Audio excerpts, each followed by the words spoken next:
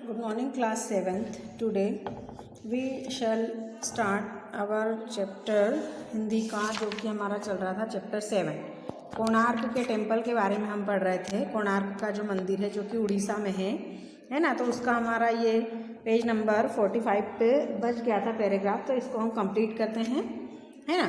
तो कोणार्क मंदिर में मुख्यतः 3 प्रकार की मूर्तियां हैं, धार्मिक, सामाजिक और भोगात्मक।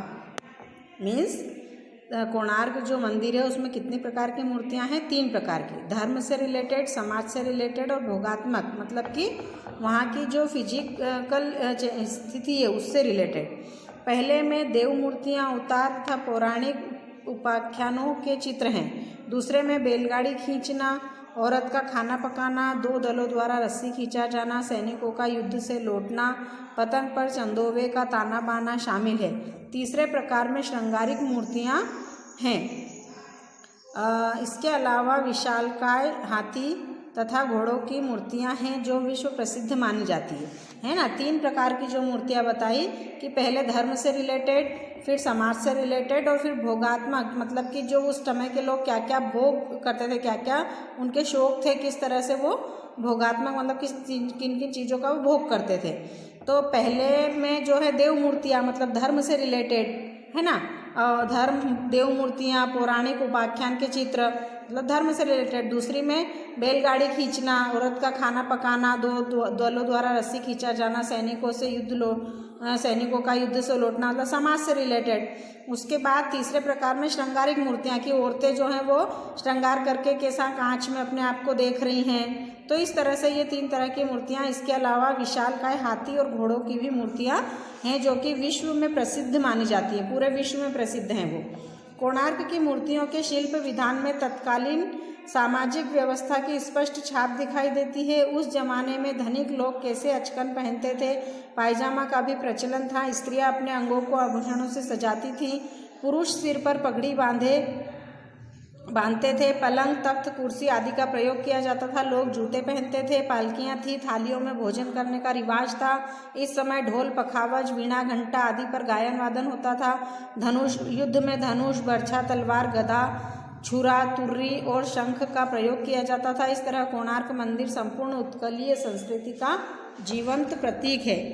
मतलब कोणार्क के मंदिर की जो मूर्तियां हैं उनको अगर हम देखें, वहाँ पे जो भी उस मंदिर में जो भी चीज़ें हैं उनसे हमको उस टाइम पे लोग कैसे रहते थे, कैसे युद्ध होता था, उनका खाने पीने का, रहन सहन का, पहनने ओढ़ने का क्या तरीका था, वो सब कुछ उस समय की संस्कृति का हमको पता चलता है।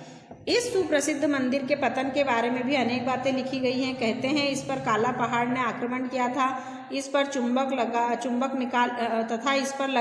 निकाल लिया था, परंतु अबुल फजल कृत आईने अकबरी में काला पहाड़ द्वारा कोणार्क के मंदिर को नष्ट करने का कोई प्रमाण उपलब्ध नहीं है। सिर्फ पुरी के मंदिर के तोड़फोड़ के प्रमाण अवश्य मिलते हैं। जनश्रुति है कि कोणार्क मंदिर के ऊपर चुंबक था जो समुद्र में जाने वाले जहाज़ों को अपनी ओर खींच लाता था। विदेशी नाविक उसे निकालकर ले गए, परिणाम स्वरूप मंदिर ढह गया। मीन्स कि अब लोग कहते हैं कि इस पर इसके मंदिर के पतन होने का मतलब ये क्यों नष्ट हो रहा है, कैसे धीरे धीरे इसका इतना पतन हो गया, उसके बारे में अनेक बातें लिखी। कोई कहते हैं कि काला पहाड़ था कोई जिसने उसके ऊपर आक्रमण किया और उस पर लगा चुंबक जो है उसको निकाल ले गया, लेकिन एक आईने अकबरी अब्दुल फजल के द्वारा कृत बुक है आईने अकबरी में काला पहाड़ के द्वारा कोणार्क के मंदिर को नष्ट करने का कोई प्रमाण उसमें नहीं मिला। सिर्फ पुरी के मंदिर के तोड़फोड़ के प्रमाण अवश्य मिले हैं, लेकिन लोगों का ये कहना है कि कोणार्क के मंदिर के ऊपर एक चुंबक लगा था जो कि समुद्र में जाने वाले जहाज़ों को किनारे की ओर खींच लाता था। लेकिन जो विदेशी नाविक थे, विदेश से जो लोग आकर यहाँ पर नाव चलाते थे समुद्र में, वो मतलब उसको ले गए निकाल करके, जिसके कारण मंदिर ढह गया। कोणार्क अपने जिस रूप में भी है, वह जो कुछ भी शेष है वह सब भारतीय आस्था का प्रतीक है और वह भारतीय मनीषी और देश का गौरव है जिसे सुरक्षित रखना हमारा धर्म है। आज हमारे बड़े बड़े विशाल मंदिर असुरक्षित हो गए, उनकी दुर्दशा हो रही है। बहुमूल्य मूर्तियों की अंतर्राष्ट्रीय स्तरों पर खुलेआम तस्करी भी हो रही। प्रश्न है आज मंदिरों की सुरक्षा, जहाँ से मूर्तियाँ निकल जाती और बचे रहते हैं विशाल भवन और कुछ नहीं। तो अब ये बता रहे हैं कि जो कोणार्क का मंदिर जैसा भी है, जितना भी बचा है, वो हम लोगों की भारतीयों की आस्था का प्रतीक है ना। और हमारे भारत के जो मनीषी, जो विद्वान हुए, उसके उनका और देश का गौरव है, इसलिए इसको सुरक्षित रखना हमारा काम है ना। और वो बोल रहे हैं कि आज हमारे देश के बड़े बड़े मंदिर असुरक्षित हो गए। प्राचीन काल से हम देखें, जो विदेशी राजा हुए, मुगल राजा हुए, उन्होंने मतलब हमारे देश में आकर लूट मार की, मंदिरों से सोना निकाल कर ले गए। तो कहने का मतलब आज भी हमारे मंदिरों की दुर्दशा हो रही है।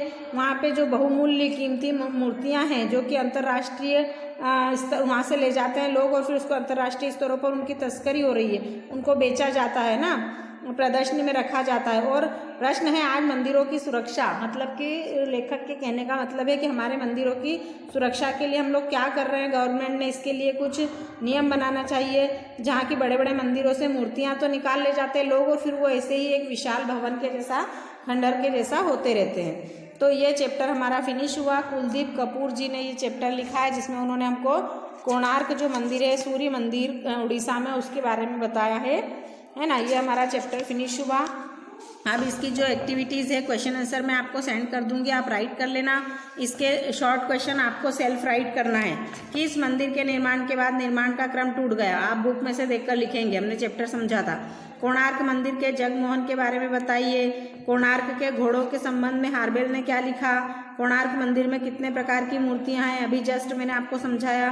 कोणार्क मंदिर के बारे में क्या जनश्रुति है, जनश्रुति मतलब लोगों का क्या कहना, आपको बुक में से देखकर शॉर्ट में इनके आंसर आपको राइट करना है। मैं आपको ओनली दीर्घ क्वेश्चन के आंसर सेंड करूंगी, वो आप राइट करेंगे, एक्टिविटी आप लोग करेंगे।